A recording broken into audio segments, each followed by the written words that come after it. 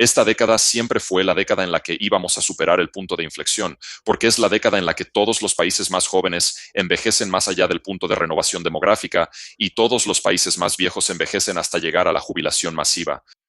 Así que ya sea que lo veas desde un punto de vista estadounidense, desde un punto de vista de la globalización o desde un punto de vista demográfico, esta siempre iba a ser la última década. El COVID lo aceleró por 2 años y la guerra en Ucrania es un freno total. Nunca vamos a volver a 2019. Oye, te va a encantar esta entrevista con Peter Zeihan. Peter es un estratega geopolítico que hace predicciones audaces sobre el futuro basándose en realidades eternas de la demografía y las limitaciones geográficas. Hablamos sobre China, hablamos sobre Estados Unidos, el desorden que se avecina en todo el mundo y cómo los líderes pueden prepararse. Quédate con nosotros.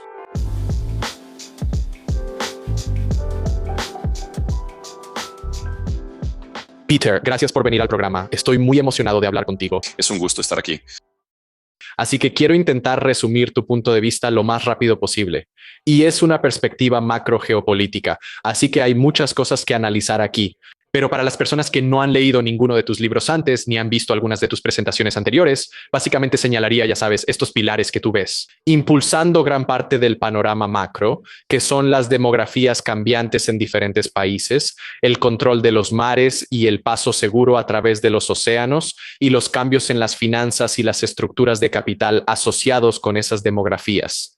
Y luego simplemente las viejas limitaciones geográficas que los países han enfrentado, ya sabes, desde tiempos inmemoriales. Hemos vivido las últimas décadas donde ha habido mucho de, supongo, lo opuesto a la volatilidad.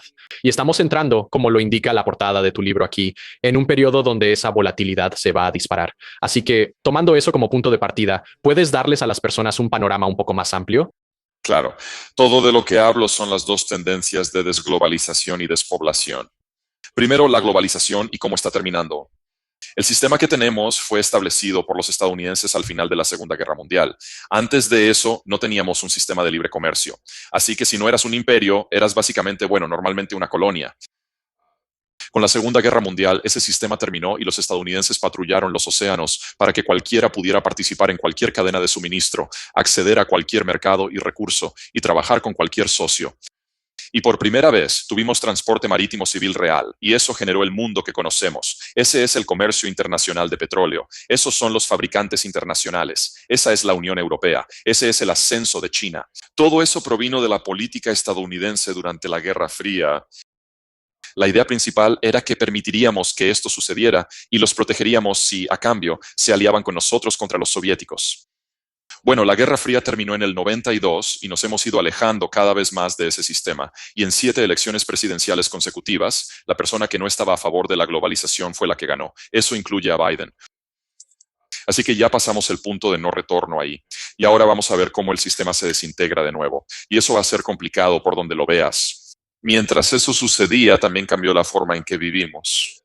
Y no solo porque las cosas estaban mejorando y eran más seguras, sino que las tecnologías de la industrialización ahora podían aplicarse en todo el mundo, incluyendo a las antiguas colonias.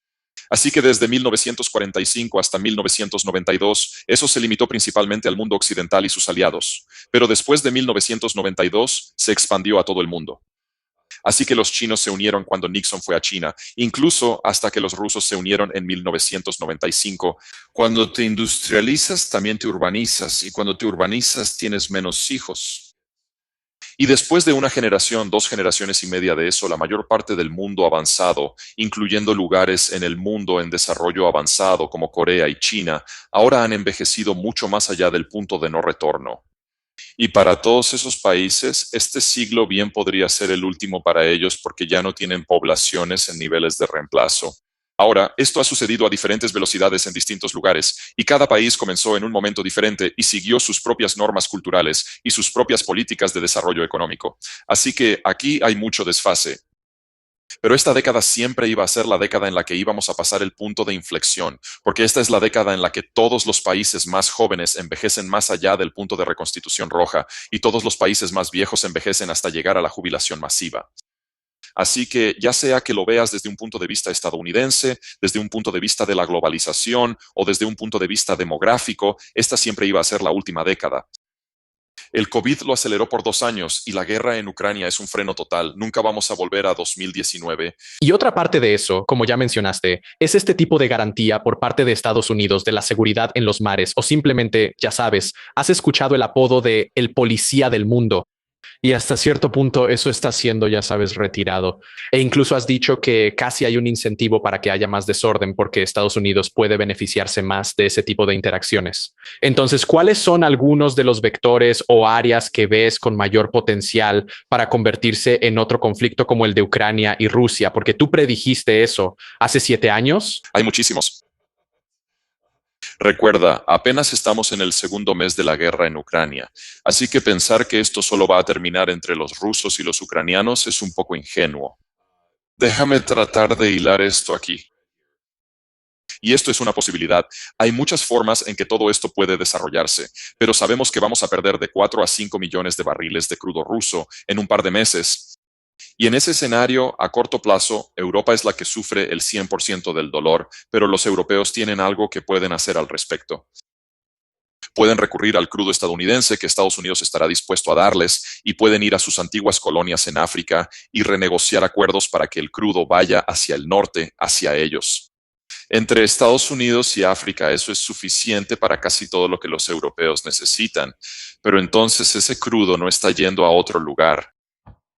Y el país que está al final de la fila, que absorbe la mayor parte del crudo del mundo, el mayor importador individual, es China. Pero China no tiene el poder naval para llegar, digamos, al Golfo Pérsico para escoltar barcos de regreso, pero los japoneses sí lo tienen. Así que para mí es muy fácil ver que los problemas económicos y políticos en África desencadenen un conflicto en Asia Oriental donde los chinos queden fuera. Y entonces vas a tener cierto grado de confrontación militar. Si tenemos suerte, se mantendrá limitada. Si no, se volverá algo muy grande en Asia Oriental. Y pensar que el Medio Oriente, con los estadounidenses ausentes, de repente va a ser un lugar pacífico con los sauditas y los iraníes ya mirándose con hostilidad a través del Golfo, creo que también es un poco ingenuo. Así que esos son como los tres grandes. Pero puedes ver casi cualquier par de países en el hemisferio oriental y hay mucha mala sangre entre ellos. Y estos pares llenos de odio son perfectamente capaces de crear sus propios conflictos en muy poco tiempo si no hay un policía global. Y ahora mismo, aunque aplaudo a la administración de Biden por intentar apoyar a los ucranianos, notarás que eso realmente no está ocurriendo en ningún otro lugar, excepto con Australia. Estados Unidos ya no está interesado en el mundo como solía estarlo antes. Y otra cosa que ya sabes, mientras describes esto, y yo no soy tan estudioso de la historia, pero hay tantos hechos históricos, solo Europa en sí, toda su historia es conflicto entre todos estos diferentes países en diferentes formas. Y uno de los fenómenos extraños que me recuerda a otro libro, The Fourth Turning, de William Strauss y Neil Howe, es esta idea de la falta de memoria generacional. Así que si señalamos a las personas que realmente pueden siquiera imaginar cómo era un mundo en el que hubo una guerra mundial, esas personas literalmente están en un asilo de ancianos, si no es que ya fallecieron por el paso del tiempo. Por eso este libro es valioso, pero también añade una capa extra a los desafíos, al tener que navegar un mundo que es tan ajeno a lo que nos hemos acostumbrado en las últimas décadas. Absolutamente, los europeos han estado en paz gracias al sistema globalizado durante 75 años. Y porque la paz fue impuesta desde afuera, y porque el país que impuso esa paz, Estados Unidos, aplastó a los alemanes. Como parte de un proceso, hemos quitado el peso central del sistema europeo y lo hemos reemplazado con un grado de tranquilidad y riqueza que ellos nunca podrían haber generado por sí mismos. Tengo esperanza de que la guerra en Ucrania sea un nuevo capítulo para los europeos, donde reconozcan su historia y construyan algo mejor. Y ya sabes, tal vez hemos visto algunas cosas que van en esa dirección en las últimas semanas, pero por otro lado, la geografía no ha cambiado en absoluto. El conflicto con los rusos no es algo nuevo. Ha sido parte de la política de guerra y seguridad europea desde el inicio del concepto de Europa. Y pensar que los alemanes pueden pasar de un trasfondo socialista pacifista a simplemente cambiar y duplicar el gasto en defensa y que se les pida defender a Polonia de los rusos otra vez y que no va a haber ninguna consecuencia por eso. Realmente espero que funcione, pero muy pronto vamos a tener una situación aquí donde todos los patrones se van a repetir. Hay un par de gasoductos que llegan a Alemania y que no pasan por Ucrania ni por Polonia. Así que muy pronto vamos a tener una situación aquí donde los rusos le van a decir a los alemanes, Oye, sí, podemos mantener tus luces encendidas y seguir suministrándote energía, pero va a tener un costo. Tienes que retirarte de la coalición de la OTAN en todo lo relacionado con Ucrania, en cuyo caso la posición de la OTAN dejaría de existir porque no podemos hacerlo sin la logística alemana. Así que todas estas líneas de falla históricas siguen ahí. Y me atrevo a decir que los rusos están más conscientes de ellas hoy en día que la mayoría de los europeos. Entonces, eso significa que, y tal vez esto sea demasiado simplista, disculpa, me disculparás por pensar que algunos de nuestros líderes no son precisamente grandes estudiantes de la historia, Creo que eso es seguro. pero eso es lo que buscarías en cuanto al liderazgo que puede navegar este tipo de escenarios, entendiendo realmente cómo estos países interactuaban entre sí en esos tiempos históricamente más normales, a diferencia de lo que hemos experimentado en las últimas décadas. Históricamente hablando, hemos sido bastante buenos en eso. Por lo general, Estados Unidos, hasta la Guerra Fría, solía elegir a muchos gobernadores o a muchas personas con experiencia institucional. Sin duda, nos hemos alejado de eso con las últimas 3 elecciones. Los senadores en general no saben mucho sobre el mundo y Donald Trump, bueno, Donald Trump es Donald Trump. Puede que tal vez haya una excepción con Biden simplemente porque literalmente tiene la edad suficiente para recordarlo todo. Él es una de las pocas personas de la época pasada que realmente era un adulto funcional durante la Guerra Fría y que todavía está involucrado en la política. Ahora, podemos analizar a todo su equipo si quieres. No me siento muy optimista, pero ciertamente me siento más optimista que con los últimos 4 tipos, porque Biden recibió muchas críticas por la forma en que salimos de Afganistán, y puedo entender eso. Pero no podríamos hacer lo que estamos haciendo en Ucrania ahora mismo si todavía estuviéramos en Afganistán, porque dependíamos de los rusos para la logística y para apoyar a las tropas allá. Así que en realidad ahora tenemos las manos libres. Eso es algo que no habíamos tenido en mucho tiempo. Estamos al inicio en Estados Unidos de un panorama estratégico fundamentalmente nuevo. Me gustaría pensar que estará a la cabeza de una renovada alianza de la OTAN. Veo cosas como el acuerdo entre Australia y el Reino Unido como un posible punto de partida para algo similar en el Pacífico.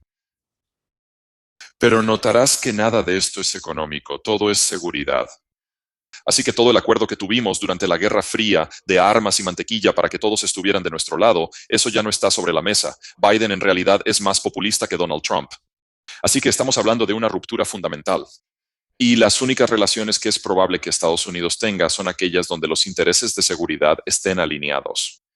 Y como estamos viendo con los australianos, eso viene con un costo económico para el solicitante, no para Estados Unidos. Si quieres estar de nuestro lado ahora, literalmente tienes que pagar por ello. Así que, en el espíritu tanto de la seguridad como de esta conversación sobre China, otro libro muy influyente es The Kill Chain de Christian Brose, quien ahora está con Andrel. Y hay una discusión sobre la historia de cómo Estados Unidos aseguró los océanos con estas grandes plataformas navales de superportaaviones que no tenían igual en su escala y capacidad de proyección de poder, como la forma de asegurar este mundo que está en proceso de desmoronarse. Desde tu punto de vista, sabes, te he visto argumentar en el pasado que estos superportaaviones realmente definen la proyección de poder en todas estas diferentes geografías. ¿Ves que eso también está en declive en cuanto a su relevancia en algunas de estas posibles preocupaciones de seguridad? Hasta cierto punto. Definitivamente fueron el arma de la Guerra Fría y la Segunda Guerra Mundial para Estados Unidos y han sido centrales para que Estados Unidos proyecte poder alrededor del mundo desde los años 40. Son buenos para proyectar poder, pero no son particularmente buenos para proteger rutas marítimas. Son demasiado concentrados. Y ahora solo tenemos 13 de ellos.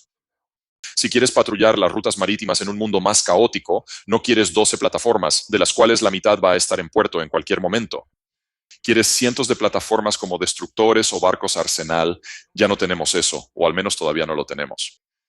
Entonces, en un mundo donde todos en la Alianza Americana dejan en manos de Estados Unidos los temas de seguridad, tampoco mantienen una marina hostil. Y donde tus principales enemigos son Rusia y China, y como están prácticamente sin salida al mar, esto funciona. Pero cuando la globalización desaparece y cada país tiene que empezar a velar por sus propios intereses económicos y especialmente en el ámbito marítimo, tendrás múltiples armadas compitiendo. Y aunque Estados Unidos en general seguirá teniendo la armada más poderosa por lo menos 5 veces más que cualquier otra en el futuro, ahora mismo es aproximadamente 10 veces más. Ya no podemos operar con total impunidad. Y en ese entorno no podemos proteger las rutas marítimas para todos. Solo podemos proteger las rutas marítimas para ciertos países que, por la razón que sea, han aceptado nuestro programa, sea cual sea, administración tras administración. Todavía no hemos llegado a ese punto, pero nos estamos acercando. Porque en un mundo donde los suministros energéticos rusos están interrumpidos, o en un mundo donde los chinos y los japoneses están peleando entre sí, o en un mundo donde los suministros energéticos del Golfo Pérsico se interrumpan, las potencias regionales se verán obligadas a velar por sus propios intereses y no podrán hacerlo sin una armada funcional. No hay razón para esperar que Estados Unidos siquiera entre en una guerra significativa con alguno de ellos. De hecho, muchos de los que surgirán probablemente serán amistosos en lugar de lo contrario. Pero los días en que Estados Unidos podía por decreto dictar el entorno de seguridad en los mares, esos ya se acabaron. Y ahora estamos en la transición hacia lo que venga después. Otra parte de este panorama macro sobre la que tenía curiosidad de conocer tu opinión es el papel de las narrativas. Entonces, de cierta manera, has hablado sobre, ya sabes, líneas de falla históricas o literalmente sobre las limitaciones geográficas que, por ejemplo, Rusia o China podrían enfrentar, como la primera cadena de islas que de alguna manera encierra a China como una realidad física muy dura. Hemos hablado con otros inversionistas que mencionan, ya sabes, una acción meme o una narrativa que mueve los mercados y las valoraciones en todo tipo de direcciones diferentes. ¿Hasta qué punto le das importancia a eso cuando se trata de algunas de estas cuestiones geopolíticas? Un ejemplo de eso que podría dar es que tuvimos una guerra civil en Etiopía y no hubo ninguna opinión en Estados Unidos. No hubo titulares en los medios que captaran la atención de todos. Y sin embargo, claramente no es el caso en lo que respecta a lo que está pasando en Ucrania, donde ya sabes, cada titular, cada boletín que recibo del Wall Street Journal es la actualización del día sobre lo que está ocurriendo allá. Veremos más conflictos donde, como ciudadano estadounidense, simplemente ni siquiera sea algo que importe o que esté en el radar, por así decirlo. Creo que vamos a ver más de eso en lugar de menos. Mientras que Ucrania sugiere que tal vez Estados Unidos hasta cierto punto está volviendo a interesarse en el mundo, veremos cuánto dura eso. Pero para todos los demás conflictos que están ocurriendo en el mundo en este momento, creo que simplemente han desaparecido por completo del radar. Quiero decir, ¿cuándo fue la última vez que oíste hablar del Congo, Sudán, Yemen o incluso Irak? Sabes, ninguno de estos conflictos ha terminado. Simplemente a los estadounidenses ya no les importa. Si quieres involucrarte, si el gobierno de Estados Unidos quiere que América se involucre, tienes que presentar el caso ante el pueblo estadounidense sobre por qué vale la pena intervenir después de 20 años de guerras interminables. Esa es una decisión difícil. E incluso con Ucrania, Biden ha hecho todo lo posible para dejar muy claro que este no va a ser un conflicto común. Hay riesgos, absolutamente. Cualquier cosa con los rusos va a ser riesgosa. Pero no estamos hablando de enviar fuerzas al frente para enfrentar a los rusos en el este de Ucrania, y eso no va a estar en la agenda en absoluto.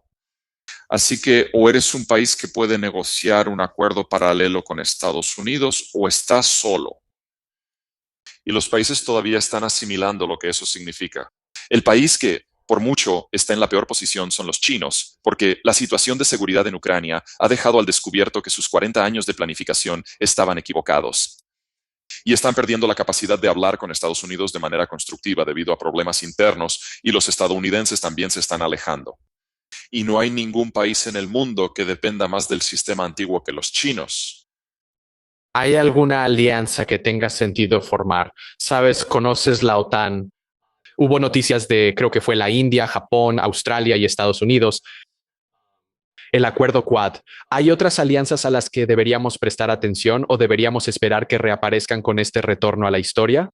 Para empezar, de todos modos, solo habrá muy pocas, y son países culturalmente afines o estratégicamente necesarios para mantener abiertas las opciones. Así que Australia está, por mucho, en la parte superior de la lista. Japón pagó por unirse durante el gobierno de Trump. Y si sabes que puedes llegar a un acuerdo tanto con Biden como con Trump, estás bien, y los japoneses han descubierto cómo hacer que eso funcione. Singapur, definitivamente un aliado de Estados Unidos en el futuro, y por supuesto el Reino Unido. Pero cualquier cosa fuera de esos cuatro tienes que justificarla. Ahora estamos viendo la primera revitalización de la OTAN en décadas. Yo diría que Europa está actuando en la misma sintonía por primera vez desde como el Tratado de Westfalia. Este tipo de integración y cooperación en Europa es totalmente sin precedentes. Esperemos que dure. Más allá de eso, todo en el hemisferio occidental está un poco detrás de una especie de cordón sanitario. Así que no es como si muchos de los países en el hemisferio occidental fueran aliados, pero los mexicanos ahora son amigos y familia, y eso funciona. Y los estadounidenses tienen sus propias razones para mantener a las potencias del hemisferio oriental fuera del hemisferio occidental, lo cual beneficiará a muchas potencias del hemisferio occidental. Pero no hay nada que puedan aportar en términos de cooperación en seguridad que ayude con eso. Ninguno de ellos tiene capacidad de despliegue. El más cercano, por supuesto, sería Canadá. Y como hemos descubierto, a menos de 6 semanas de iniciada la guerra en Ucrania, ya han enviado todo lo que tienen a los ucranianos. No les queda nada. Así que los canadienses están en Washington en este momento hablando con fabricantes de armas en Estados Unidos sobre compras porque ya no tienen nada propio. Todas sus fábricas se desmantelaron y cerraron después de la Guerra Fría. Así que es una lista realmente corta. Así que en ese mismo sentido, y esto es otra cosa que una vez más damos completamente por sentado como estadounidenses. Pero básicamente tenemos los dos fosos más grandes del mundo al este y al oeste, con el Océano Pacífico y el Océano Atlántico. Simplemente la capacidad de dar un paso atrás y no tener que involucrarnos en diferentes conflictos. Y luego tener, ya sabes, como dijiste, a México y Canadá. Y esas son la totalidad de nuestras fronteras que asegurar y lo diferente que es eso en comparación con muchos otros países del mundo en cuanto a su propia situación de seguridad. Has hablado sobre México y los cárteles de la droga, las guerras del narcotráfico allí que potencialmente representan un vector de riesgo. Y yo diría que de manera similar para Estados Unidos, no hemos pensado mucho en algún tipo de conflicto potencial como ese en nuestra frontera. ¿Puedes profundizar un poco en otra cosa que ves en el horizonte? Claro, empecemos con la frontera. Tiene 2000 millas de largo. Es completamente imposible de defender con medios convencionales. La gente habla de poner al ejército ahí, pero suponiendo que pongamos a todo nuestro ejército en la frontera, eso sería como un tipo cada par de millas. No tenemos la capacidad ni siquiera de monitorearla, mucho menos de sellarla. Y con todo lo que se habla del muro, los desiertos de Sonora y Chihuahua son las mayores barreras naturales del hemisferio occidental. Yo diría que en realidad son incluso mejores que los Andes, porque los Andes tienen pasos. Si construyes una carretera a lo largo de todo eso, primero tienes que construir 50 caminos de acceso para llegar a la frontera. Y luego has eliminado la mitad de la frontera porque has hecho que sea más fácil para la gente cruzar la mitad del desierto. Así que en realidad yo diría que el muro es en gran parte responsable de gran parte de la migración extralegal adicional que hemos visto en los últimos 5 años. Una vez que asimilas eso, ves la situación de manera un poco diferente porque es mucho más fácil contrabandear drogas que contrabandear personas. Sabes, es una mercancía de alto valor y poco peso, y al construir caminos, hemos hecho que sea muy, muy fácil que las cosas sean transportadas hasta las regiones metropolitanas de Estados Unidos. En ese entorno cambias la cultura de México. Solíamos derribar aviones o capturar barcos que traían la mercancía por agua directamente a Estados Unidos, ya sabes, en los días de Miami Vice. Y al hacer eso, eso obligó a que la carga entrara al sur de México, donde empezaba a abrirse camino por los valles montañosos hasta que finalmente llegaba a Estados Unidos. Bueno, cada vez que subes por un valle montañoso, se forman grupos concentrados, como grupos del crimen organizado, que se adueñan de una parte y luego se expanden arriba y abajo de ese valle para tomar más y más hasta que chocan entre sí. Esa es la guerra del narco en México, es el enfrentamiento por esas rutas de transporte. Si avanzas hasta hoy, hay dos grandes alianzas de los cárteles de la droga.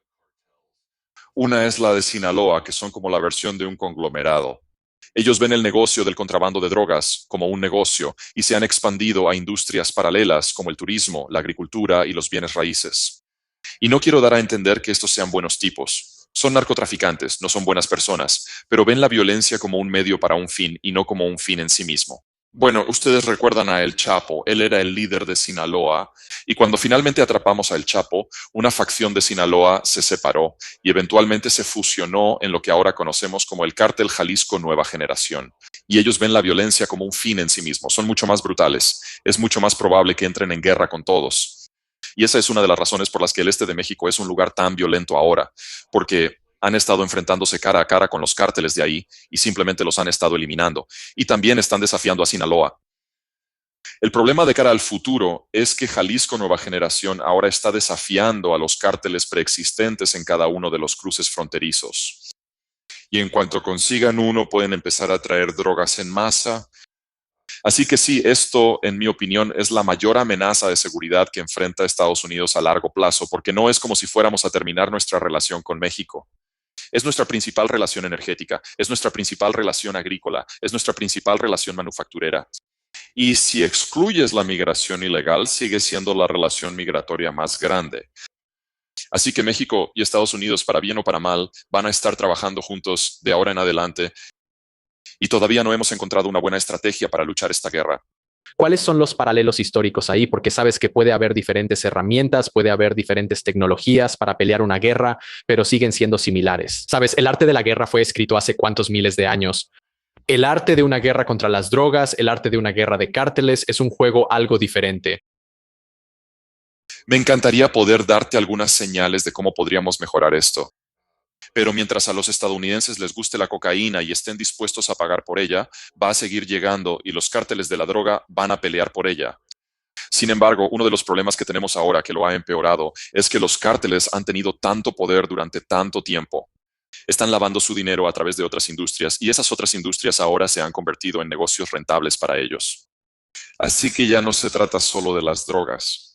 Y eso les da un cierto grado de permanencia frente a cualquier estrategia potencial. Y si hubiera una solución fácil para esto, Biden ya lo habría arreglado, Trump ya lo habría arreglado, Obama ya lo habría arreglado, Bush ya lo habría arreglado, Bill Clinton ya lo habría arreglado. Y todo el camino de regreso hasta los años 60. Esta es una preocupación nacional razonable que no tiene una respuesta fácil. Quiero cambiar de tema aquí. Sé que, una vez más, si solo lees los titulares China da mucho miedo. Ya sabes, está la posibilidad de que ellos nos superen económicamente y todas esas otras cosas sobre las que la gente suele sonar las alarmas. Tú fuiste una de las primeras voces. Eso, para mí, cambió mi percepción no solo sobre los riesgos estructurales que implicaban, sino también sobre la posibilidad de que no era inevitable el dominio chino en todo el mundo. Creo que estamos empezando a ver algunas de las fisuras en forma de algunos de los confinamientos y la escasez de alimentos que se están experimentando en Shanghái y otras provincias de China. Pero ¿puedes hablar un poco sobre estas repercusiones posteriores tanto para la energía como para los alimentos en lo que respecta a China? Claro. Bueno, empecemos con lo básico. La única razón por la que siquiera hablamos de China como una potencia importante es por la globalización. Fue el acuerdo al final de la Segunda Guerra Mundial lo que eliminó la capacidad de los europeos para intervenir en China. Fue el final de la Segunda Guerra Mundial y el acuerdo con los japoneses lo que evitó la colonización de China. Japón estaba ganando en China hasta que cayeron las bombas sobre Nagasaki y Hiroshima. Y entonces de repente el entorno chino cambió de la noche a la mañana. Todos los extranjeros se fueron y los chinos pudieron pelear su propia guerra civil interna, que eventualmente ganaron los comunistas. Y luego llegamos a un punto, 20 años después, donde los soviéticos y los chinos pelearon un conflicto casi nuclear por disputas fronterizas. Entraron Nixon y Kissinger y el resto es historia porque básicamente convencimos a los chinos de cambiar de bando. Se unieron al sistema globalizado y a cambio de darle la espalda a los soviéticos, y eso fue lo que estableció el entorno estratégico para el crecimiento de China desde entonces. Sin embargo, eso no es sostenible sin la intervención de Estados Unidos o la globalización en general. La cadena de islas frente a la costa china, Japón, Taiwán, Filipinas, si hay algo en lo que todos están de acuerdo es en que no son China. Y los chinos nunca han podido proyectar poder más allá de eso, excepto durante el orden global, porque los estadounidenses han obligado a todos a estar del mismo lado. Eso se está desmoronando ahora, y los chinos no tienen la capacidad de ninguna forma para proyectar poder mucho más allá de su propia costa. Sí tienen muchos barcos, el 90% de ellos no puede navegar a más de 1000 millas de la costa, y eso asumiendo que van a baja velocidad para ahorrar combustible en línea recta y que nadie les está disparando. En realidad, China apenas puede ir más allá de Taiwán. Y China es la economía más internacionalizada en términos de su dependencia de recursos y de mercados. Así que si el sistema global colapsa, eso es todo, el sistema chino implosiona. Y si China se encuentra en una guerra real con alguien, los japoneses, los taiwaneses, los vietnamitas, los indios, los estadounidenses, alguien va a poner un par de destructores en el Golfo Pérsico o en el Océano Índico y cortar la ruta de suministro energético. Porque Estados Unidos no ha sido el mayor importador de energía del mundo desde hace tiempo, más de una década. Es China. China importa el 85% de su energía y el 85% de eso viene del Golfo Pérsico y los chinos no pueden llegar al Golfo Pérsico. Así que cualquier ruptura en el orden regional o global y se apagan las luces.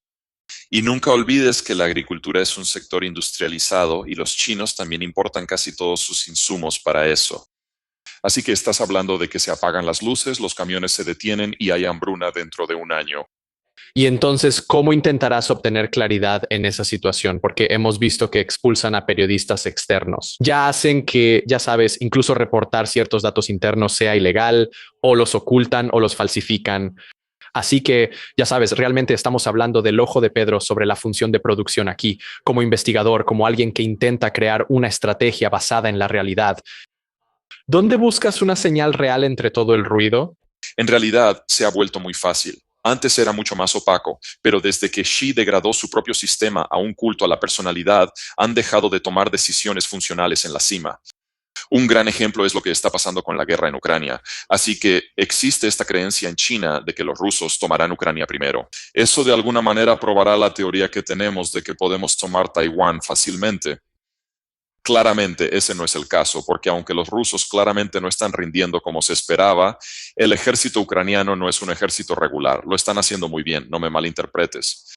Pero la diferencia de poder en ese caso no es ni de cerca tan grande como la diferencia de poder entre China y Taiwán, porque los taiwaneses llevan preparándose para esta guerra desde hace 70 años y tienen mucho equipo moderno. Y sí, siguen siendo una isla. Así que descarten esa. Ellos saben que la relación estratégica no va a ir como esperaban. Están aterrados por los boicots y las sanciones, porque la idea de que los accionistas se retiren es algo con lo que no pueden lidiar económicamente. Necesitan esas conexiones para poder emplear a su propia población. Y las sanciones, ya sabes, digan lo que digan sobre la economía rusa, es un gran exportador tanto de alimentos como de energía, y los chinos son grandes importadores de ambos. Así que si ponemos una sanción como la aplicada a Rusia sobre el sistema chino, eso es todo, se acaba, colapsa en menos de un año. Y si necesitas una razón más, ya sabes, creo que hay de sobra. Demografía. La política de un solo hijo comenzó hace 40 años. Literalmente se están quedando sin trabajadores y consumidores. Es la sociedad que envejece más rápido en la historia de la humanidad. Y algunos de los datos que se han filtrado del censo de la década de 2020 sugieren que ellos mismos están admitiendo que en realidad han sobrecontado su población por alrededor de 100 millones de personas.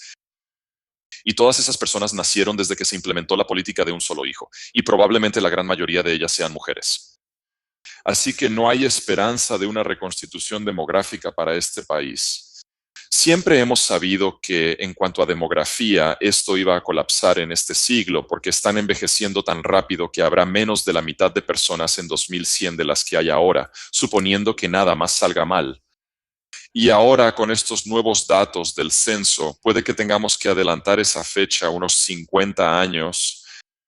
Así que, en mi opinión, esta década siempre iba a ser la década en la que el sistema chino colapsaría por completo. Estamos perdiendo a nuestro hombre del saco. Creo que saldremos adelante. Quiero profundizar un poco más en eso. Acepto la mayoría de los argumentos, pero solo para jugar un poco al abogado del diablo aquí. Sobre la caída demográfica, existe el argumento de la robótica. No necesitarás tanta gente desde el punto de vista de la manufactura porque podemos poner robots ahí. No necesitarás tantos conductores porque habrá vehículos autónomos.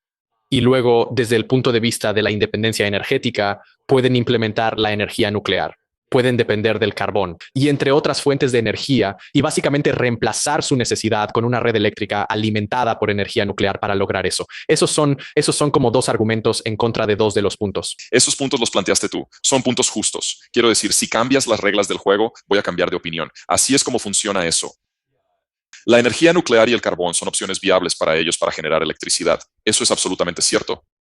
Sus plantas de energía nuclear no son, ni de lejos, las más eficientes del mundo, pero cumplen con su función. Y tienen mucho carbón blando.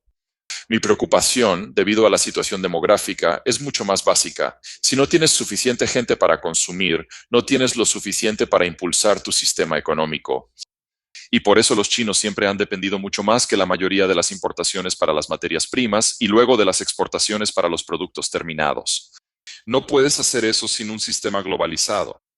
Entonces, estás hablando de que el mejor escenario aquí sería un entorno como el de Corea del Norte, donde la comida desaparece, pero la electricidad sigue funcionando. Podría ser peor. La historia de China está llena de ejemplos de que puede ser peor, pero lo que acabas de mencionar probablemente sea el mejor escenario para ellos. Entendido. Y luego una última parte aquí y después quiero cerrar contigo como el estratega geopolítico, pero hay otro argumento. Rusia ha visto esto literalmente, y esta palabra se usa demasiado, pero literalmente sanciones financieras sin precedentes impuestas contra ellos, y tenían esta idea de la fortaleza Rusia. Has hablado sobre la ministra de Finanzas ahí, que es alguien a quien realmente has admirado por su brillantez y por hacer todo lo posible. La jefa del Banco Central, lo siento. La idea de que una vez que esta bala ha sido disparada, por así decirlo, por el mundo occidental, ahora China se encuentra en una posición donde pueden decir, ahora vemos lo que es posible, vemos de lo que son capaces y podemos empezar a hacer nuestros esfuerzos para prepararnos para un escenario así, porque la bala realmente salió de la recámara por primera vez. ¿Qué piensas de ese argumento? Bueno, empecemos con la moneda y luego pasemos a la inversión extranjera directa. Así que con la moneda, todos los que por cualquier razón no simpatizan con Estados Unidos vieron esto como la prueba definitiva de que necesitan cambiar a un sistema diferente.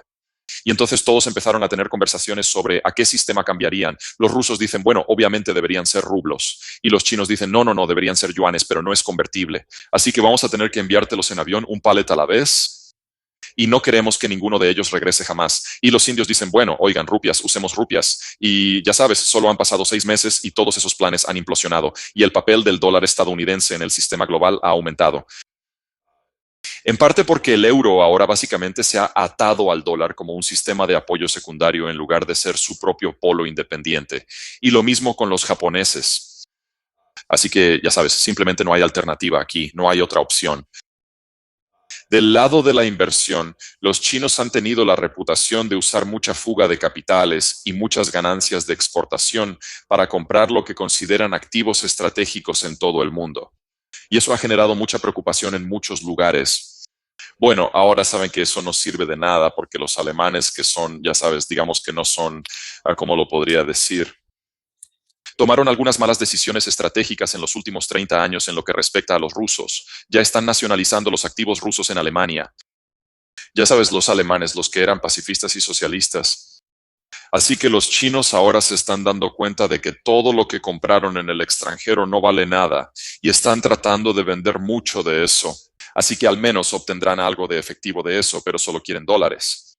Entiendo. Una respuesta poderosa. Así que quiero concluir aquí porque no solo he visto tu ascenso en los últimos años como alguien que puede aportar ideas y construir un negocio realmente interesante. Si hubiera entendido que una carrera como la tuya era posible cuando salí de la escuela, creo que en realidad se habría convertido en una especie de guía para mí. ¿Podrías empezar dándonos una idea de Sion y la geopolítica, el modelo de negocio y qué implica realmente ser un estratega geopolítico o tener una consultora geopolítica?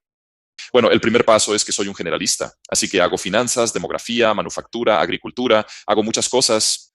Mis bases son obviamente la demografía y la geografía, pero eso no sirve de nada si no puedes aplicarlo a las personas que tienes enfrente. Así que empezamos haciendo consultoría y eventualmente nos convertimos en conferencistas. Me divierto mucho en el escenario. Normalmente tengo un bourbon y un café y todos la pasamos bien. Algo de la alegría se ha ido en el último mes porque, ya sabes, tenemos que empezar a hablar sobre la guerra. Pero si no puedes hacer que la información sea accesible y aplicable, solo sería otro consultor con la cabeza metida en un libro. Trato de ser más que eso. Y eso significa que tengo que entender el mundo desde el punto de vista de cada cliente para cada presentación o evento de consultoría individual. Eso a veces es realmente emocionante. Dependiendo del cliente y de lo que les importa, puede ser un poco deprimente. No siempre tengo buenas noticias. Y por eso en muchos casos está en la forma en que das la noticia, para que no animes a la gente a buscar el balcón más cercano para saltar. En segundo lugar, los libros son mi manera de tener una conversación conmigo mismo, por así decirlo. Cada presentación que doy es diferente, está hecha a la medida para la audiencia. Y como el libro es para un público general, es una combinación de educación y pronóstico y de hacer que la gente entienda cómo llegamos a donde estamos. Y el nuevo libro en particular, The End of the World is Just the Beginning, hace eso desde un punto de vista económico, así como estratégico. Así que los primeros 3 libros que hice son como del género de auge y caída de las naciones. Y este nuevo, ya sabes, es sobre cómo se va a ver el mundo en el que vamos a vivir durante los próximos 30 años. Y espera. Es realmente bueno. Se lo voy a recomendar muchísimo a la gente.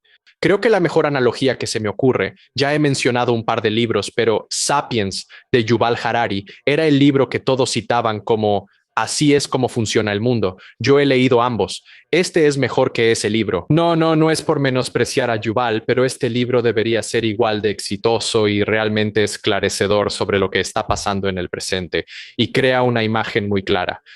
¿Cómo construyes tu equipo para obtener la información que necesitas, ya sean investigadores o simplemente, oye, quiero entender X?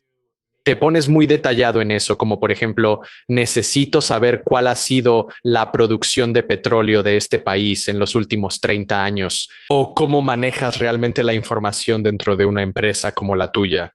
Bueno, eso específicamente es algo que recopilamos de cada país y por lo general abarca más de 30 años. Recuerda, cada cliente es diferente. Ellos ven el mundo desde un punto de vista distinto y tenemos que tener clientes en manufactura, agricultura, finanzas y todo lo demás. Así que sí, cada vez que construimos una imagen de cómo funciona el mundo desde su punto de vista, tenemos que entender todos los aspectos de sus operaciones y luego todos los aspectos del contexto en el que operan. Pero específicamente para el equipo hice un poco de trampa. Le quité personal a mi antiguo empleador más de una vez para poder elegir empleados con los que había trabajado durante mucho tiempo. Así que algunos de mis empleados han estado conmigo durante una década ya. Más allá de eso, siempre estamos entrenando a gente nueva. Hace unos meses contratamos a uno nuevo que se adaptó como pez en el agua. Pero diría que lo más importante es que animo a mi equipo a decirme cuando estoy equivocado porque sucede. Y si no lo hacen, entonces hago el ridículo frente a una multitud. Y eso es realmente malo. Así que tienes que dejar tu ego guardado muchas veces y no tomarlo de manera personal. Y me imagino que también implica tener un muy buen entendimiento de dónde están los buenos datos, cómo construir realmente una premisa a partir de principios básicos. Algo que aprendí de ti fue que hablaste, no era el de Sinaloa, ¿cómo se llamaba el otro cartel aquí? Hola, el de Jalisco como parte de los problemas con los aguacates que estábamos enfrentando, como que el guacamole de mi esposa subiera de precio, estaba relacionado con eso. ¿Cómo logras llegar a obtener esa información? Supongo que no estás entrevistando a alguien del cartel de Jalisco. Como regla general, no lo hago. Entrevistando criminales internacionales. Para ese caso específico, hace años hice una presentación para un grupo que literalmente se llama Los Empacadores de Pepinillos.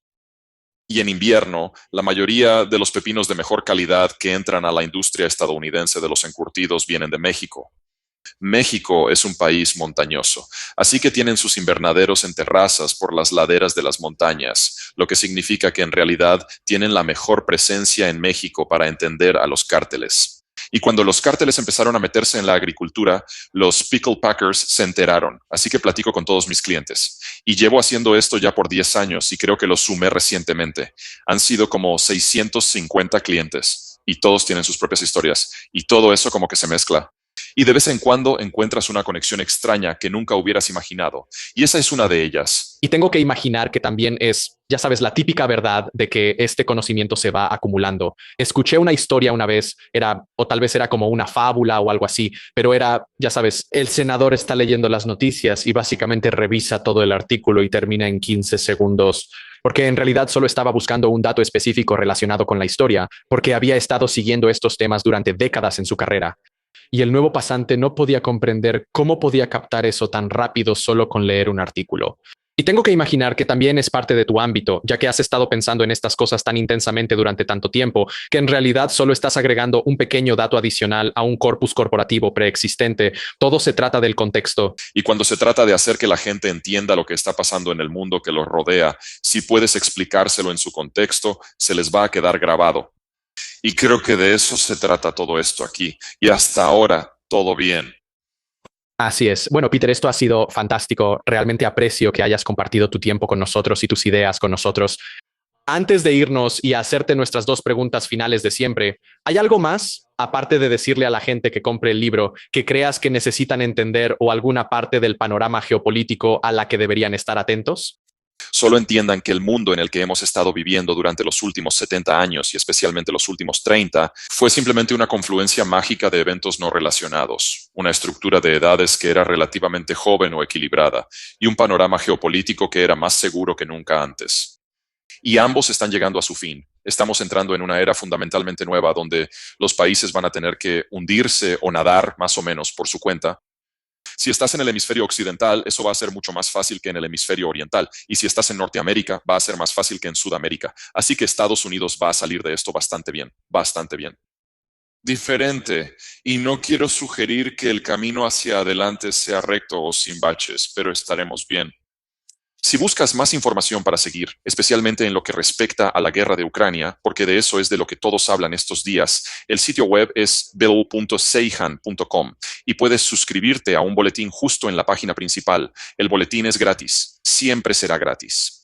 Adelante. Y animaría a la gente a que obviamente revisen el nuevo libro The End of the World is Just the Beginning, pero también los libros anteriores. Naciones Desunidas fue uno de los que, aunque no es el más sencillo, sí es de esos que no puedes dejar de leer y que terminé rapidísimo. Definitivamente recomiendo Naciones Desunidas a todos y vamos a poner todos esos enlaces en las notas del episodio. Pero Peter, antes de dejarte ir, me gustaría darte el micrófono una última vez para que le des un reto personal y accionable a la audiencia. Como el boletín es gratuito, estamos solicitando activamente donaciones para un grupo llamado AFIA, la fundación AFIA, afiafoundation.org. Ellos están proporcionando asistencia médica a los refugiados de la guerra en Ucrania. Hasta ahora, alrededor de 6,5 millones de ucranianos han huido de sus hogares y hay casi otros 7 millones desplazados internamente dentro de Ucrania que probablemente también tendrán que evacuar en los próximos 2 meses.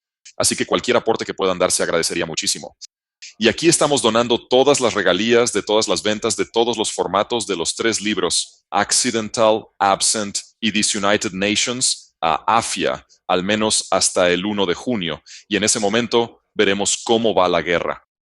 Qué bien. Bueno, ojalá esto termine pronto y mucha gente pueda donar y apoyar. Peter, muchas gracias por venir al programa. Es un gusto estar aquí. Acabamos de tener una conversación profunda con Peter Seihan. Espero que estés teniendo un día fantástico.